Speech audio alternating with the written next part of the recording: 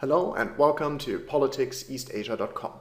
My name is Florian Schneider, and today I would like to talk to you about the role that digital technologies play in political communication, particularly when it comes to China.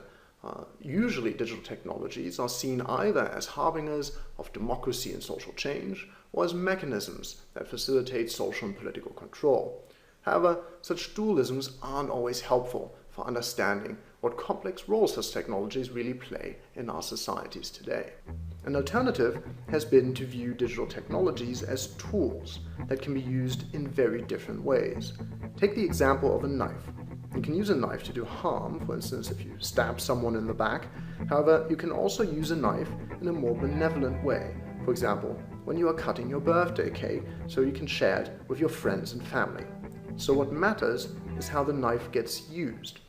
Scholars like the French sociologist Bruno Latour even go as far to say that we should treat tools as agents in their own right, asking what does a tool do in a particular context.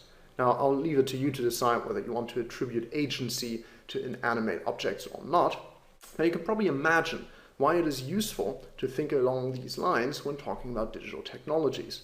Software programs, like for example computer operating systems or search engines, often behave according to their coding, and they do so regardless of whether there are human beings around to use them or not. However, this is not yet the full story. Tools are made by someone for some purpose. You can do, of course, a lot of creative things with a knife, but there are limits to what you can use it for. Just try to eat your soup with a knife and you'll see what I mean. In modern societies, tools are made largely by commercial enterprises, and these enterprises design tools and market them with particular goals in mind. Corporations like Google, Apple, or Facebook therefore shape what a tool can or cannot be used for. What is more, tools get designed and produced in a larger context. In most cases, production and trade takes place in capitalist economies, and that means that companies act according to the rules that govern such economic systems. The political economy behind the tools also matters. And if you think that the companies who make the tools are mainly guided by the so-called invisible hand of the market, think again. All economies are regulated in one way or another, and even the most neoliberal market systems rely on state actors to safeguard their ideals of neoliberalism. Just consider how neoliberal governments turn knowledge into a commodity by creating laws that defend so-called intellectual property rights. But how we use tools, whether digital or otherwise, does not only have to do with political and economic systems, it crucially has to do with who we are as human beings, how we were socialized, what we believe in, how we see the world, and also how our minds work.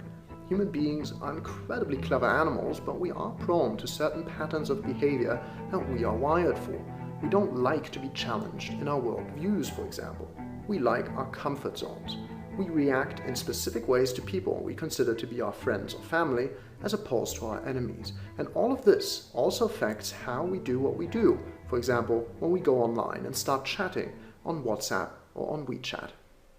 Let me show you a few examples of the kind of factors that influence how people use digital technologies. Let's start with the politics. The following are two word clouds that show how two very different governments try to regulate the internet. On the left, you see the words that appear most often in a 2010 speech on the subject by Hillary Clinton. On the right is a similar representation for a Chinese white paper from the same year that outlines how the Chinese government thinks about ICT. Without going into the details of the two documents, you can already see where the priorities lie. The vision of the Obama administration has everything to do with individuals, with liberty, and with cosmopolitan ideals, whereas the PRC's approach is much more about national development and about security issues. As you can probably imagine, each worldview provides the foundation for a specific political approach on how to treat digital communication. Whereas US policy is geared towards creating networked infrastructures in which hierarchies are supposed to become leveled and information flows freely, PRC policy aims to reproduce the communication patterns of traditional media with vetted authoritative sources of information broadcasting through digital networks to a mass audience.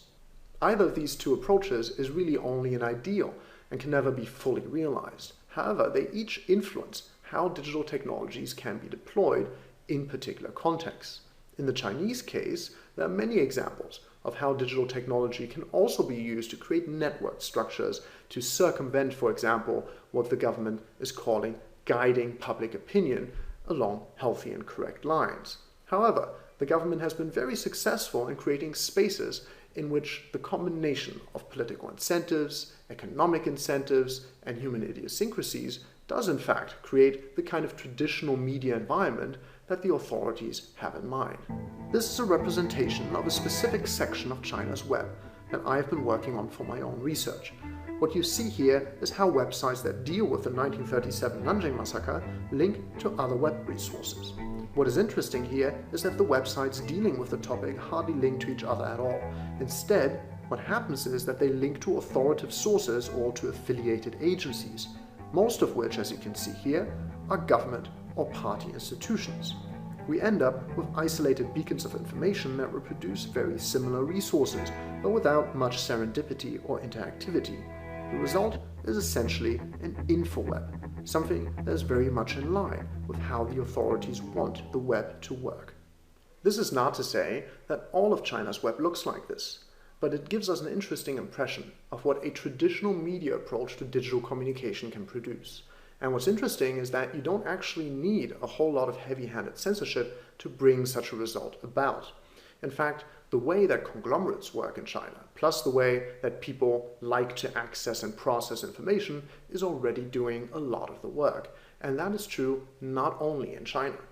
This is a representation that the digital news outlet Quartz published in 2014. It shows two of the many echo chambers that exist online. What we're looking at here is how people discuss the 2014 Ferguson riots in Missouri on Twitter. As it turns out, one group of users supported the police and another group was highly critical of the authorities, but the two groups hardly ever interacted. They each existed in their own informational bubble. You can find very similar echo chambers on a range of controversial issues, for example the conflict between Israel and Palestine. Such outcomes are not brought about by any technical barriers, but by the ways in which human beings access, process, and share information. In that sense, censorship, propaganda, and information control in an age of digital communication are affected by a large number of different factors, ranging from political power and economic incentives to technical affordances and human psychology. Now, one of the great challenges of disciplines like digital humanities or computational social sciences is to try and figure out how we use tools like digital technologies in these complex social and political contexts. If you want to learn more about these approaches, or if you want to find out more about my research project on digital nationalism in China, take a look around here at the resources I've made available for you at politicseastasia.com.